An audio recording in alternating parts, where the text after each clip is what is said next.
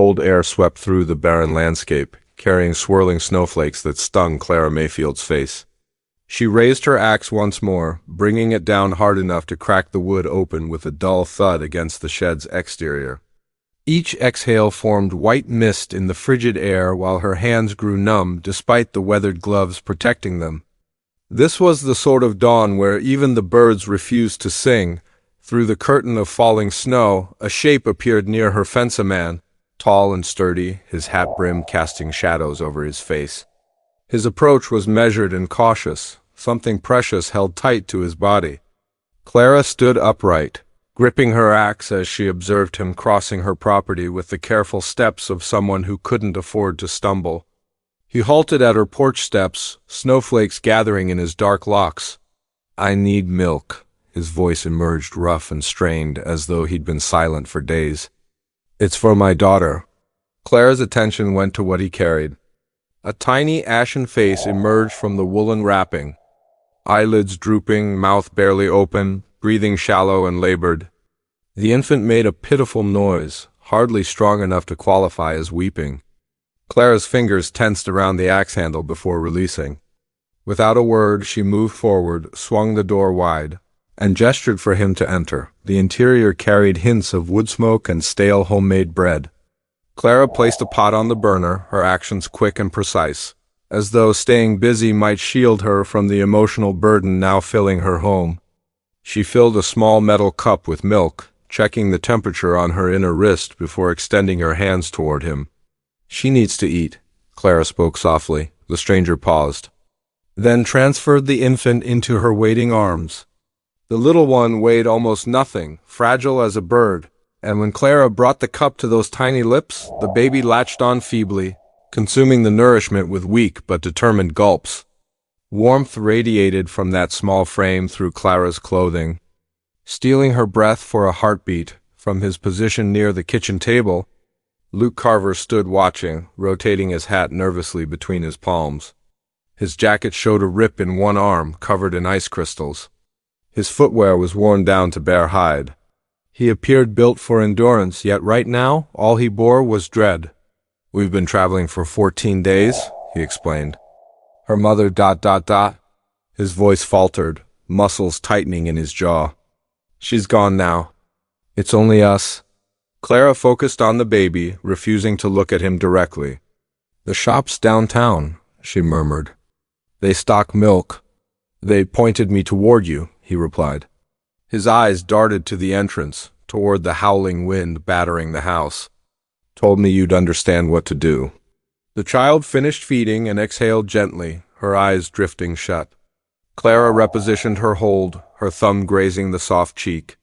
Briefly, she pictured a different face, her own baby, the one she'd lost. Before carefully returning the infant to Luke's embrace, he expressed his gratitude in tones, so hushed they barely traveled between them, then secured the blanket around his daughter and disappeared back into the bitter cold. Clara eased the door shut, the lock settling into place like the conclusion of an unwanted memory. The following day, she discovered him chopping firewood beside her storage shed. She started to protest that she hadn't requested help, but he simply muttered, "For yesterday's kindness," and continued until he'd built a pile reaching his waist. That evening, she realized her home felt less drafty because of it. It wasn't long before gossip began circulating. Miriam Cobb from the general store saw Luke departing Clara's property and later commented, with a voice meant to be overheard, that a woman alone entertaining a wanderer showed poor judgment. Come Sunday, Pastor Howell appeared, claiming to inspect her damaged roofing.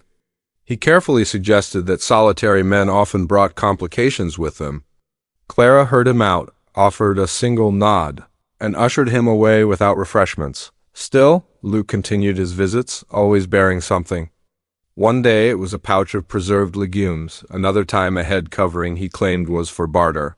He once arrived with an aged storybook, its paper yellowed but readable for her bare bookcase. He never overstayed. His appearances resembled a candle's glow, quick, constant, leaving behind residual warmth.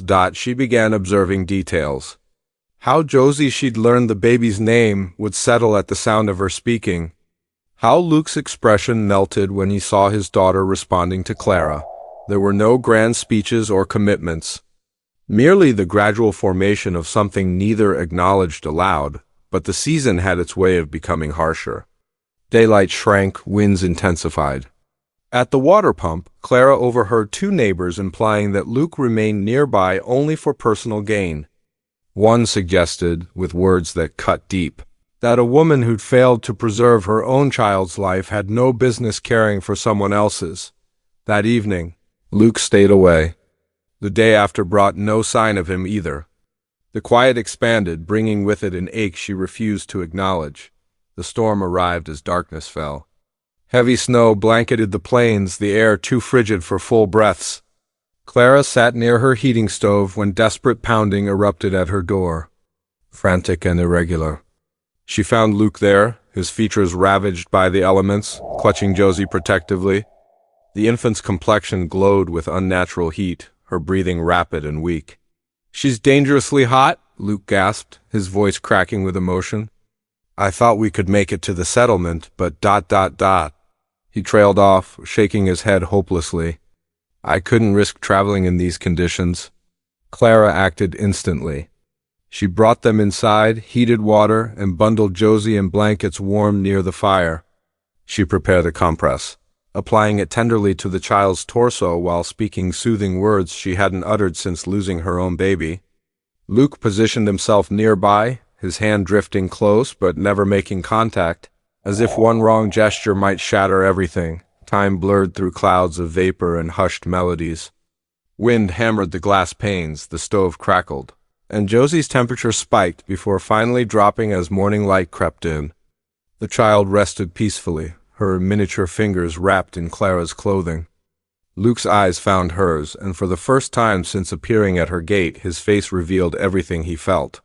He covered her hand with his own, the contact radiating comfort and stability.